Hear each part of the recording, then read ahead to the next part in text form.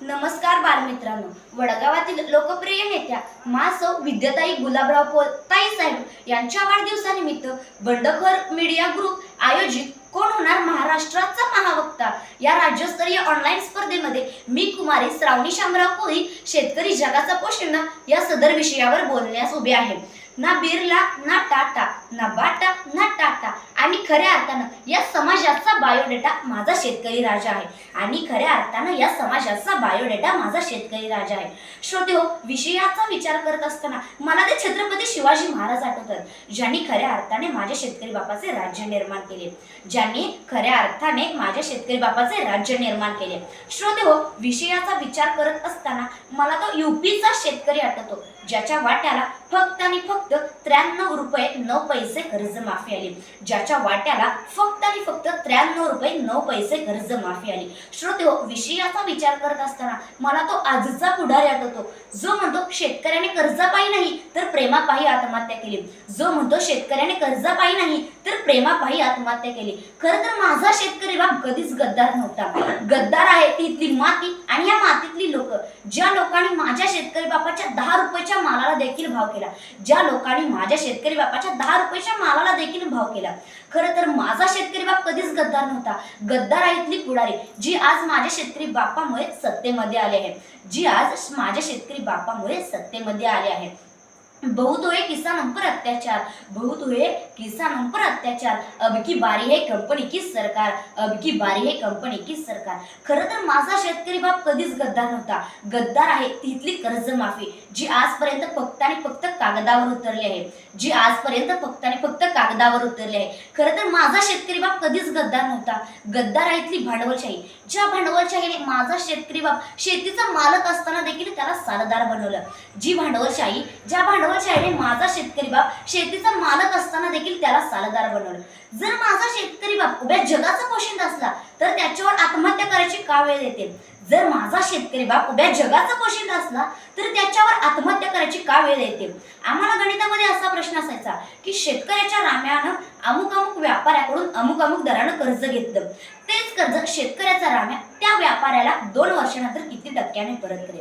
पण आम्हाला गणितामध्ये असा प्रश्न कधीच नव्हता की अमुक अमुक व्यापाऱ्याने अमुक अमुक दरानं शेतकऱ्याकडून कर्ज घेतलं, अमुक अमुक व्यापाऱ्याकडून अमुक अमुक दरानं शेतकऱ्याच्या राम्यानं कर्ज घेतलं। म्हणजे आमच्या शिक्षकांनी सुद्धा आम्हाला हेच शिकवलं आहे, जरी शेतकरी उभ्या जगाचा पोशिंदा असला तरी कर्ज सुद्धा तोच घेईल व कर्ज फेडेल सुद्धा तोच, कर्ज सुद्धा तोच घेईल व कर्ज सुद्धा फेडेल तोच। आमच्या इथल्या मुलांचं निम्म्याला जास्त आयुष्य टीव्ही समोर बसून सचिनच्या 100 धावा मोजण्यात गेले। त्याला भारतरत्न मिळावा म्हणून आमच्या इथल्या मुलांनी उपोषण केली, त्याला भारतरत्न मिळावा म्हणून आमच्या इथल्या मुलांनी उपोषण केली। पण माझा शेतकरी बाप या बांधावरून त्या बांधावर त्याने त्याच्या 1000 धावा कधीच पूर्ण केल्या। माझा शेतकरी बाप या बांधावरून त्या बांधावर त्याने त्याच्या 1000 धावा कधीच पूर्ण केल्या। माझ्या शेतकरी बापाच्या मालाला भाव मिळावा म्हणून आमच्या इथली मुलं उपोषण करताना सुद्धा दिसत नाहीत। माझ्या शेतकरी बापाच्या मालाला भाव मिळावा म्हणून आमच्या इथली पोरं उपोषण करताना सुद्धा दिसत नाहीत। माझ्या शेतकरी बापाला त्याच्या मालाचा भाव करण्याचा अधिकार अजिबात नसतो। पेट्रोलच्या मालकाला त्याच्या मालाला पेट्रोलचा भाव करण्याचा अधिकार असतो, दुकानदाराच्या मालाला त्याच्या दुकानाच्या मालाचा भाव करण्याचा अधिकार असतो।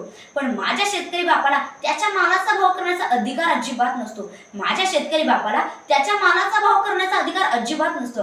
जर तुम्हाला शेतकऱ्याला टिकवायचं असेल, जर तुम्हाला शेतकऱ्याला टिकवायचं असेल तर त्याला त्याच्या मालाचा भाव करू द्या, तर त्याला त्याच्या मालाचा भाव करू द्या, तर आणि तरच खऱ्या अर्थानं माझा शेतकरी बाप जगताना दिसेल।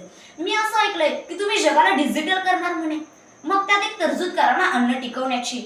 म्हणजे कसं, आमच्या आत्महत्या सुद्धा बंद होतील आणि आम्ही कर्जमाफी सुद्धा मागणार नाही।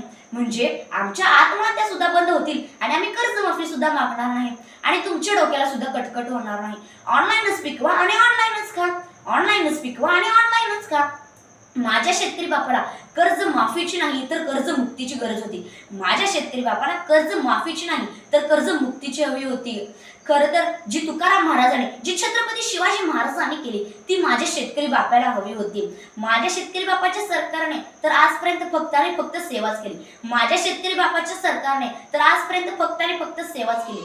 माझ्या शेतकरी बापाला सेवेची नाही तर परिवर्तनाची गरज होती. माझ्या शेतकरी बापाला सेवेची नाही तर परिवर्तनाची गरज होती. म्हणजे भिकाऱ्याला भीक देणे ही झाली सेवा, भिकाऱ्याला भीक देणे ही झाली सेवा, पण भिकाऱ्याला भीक मागण्याचीच वेळ येऊ देऊ नये हे झालं परिवर्तन. भिकाऱ्याला भीक मागण्याचीच वेळ येऊ देऊ नये हे झालं परिवर्तन. तेच माझ्या शेतकरी बापाच्या संबंधित आहे ना.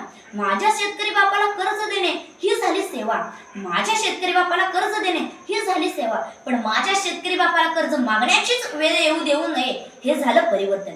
माझ्या शेतकरी बापाला कर्ज मागण्याचीच वेळ येऊ देऊ नये हे झालं परिवर्तन. माझा शेतकरी बाप आत्महत्या का करतो याच्यावर विचार करावासा वाटतो. म्हणजे पर्यावरणाचा ऱ्हास होतो, परिणामी पाऊस पडत नाही. पाऊस पडत नाही म्हणून पीक उगवत नाही. पीक उगवत नाही म्हणून माझा शेतकरी बाप आत्महत्या करतो. पीक उगवत नाही म्हणून माझा शेतकरी बाप आत्महत्या करतो. ऐन वेळेस जर पाऊस पडला तर पीक उगवतं. पीक उगवला तर त्याचा भाव सुद्धा होत नाही. पीक उगवला तर त्याच्या मालाला भाव सुद्धा होत नाही म्हणून माझा शेतकरी बाप आत्महत्या करतो. याच्यावर विचार करणे गरजेचं आहे. जाता जाता मी एवढंच बोलेन, जब मैं जाती हूँ बाजार में सब्जियां लाने, किसानों के सूखे खेतों से, तब मुझे पता चल जाता है क्या खून कर्ज माफी की है किसानों की, जो आज तक सिर्फ कागज पे उतरी है. एवढं बोलून मी माझं भाषण संपवते. धन्यवाद. जय हिंद, जय महाराष्ट्र.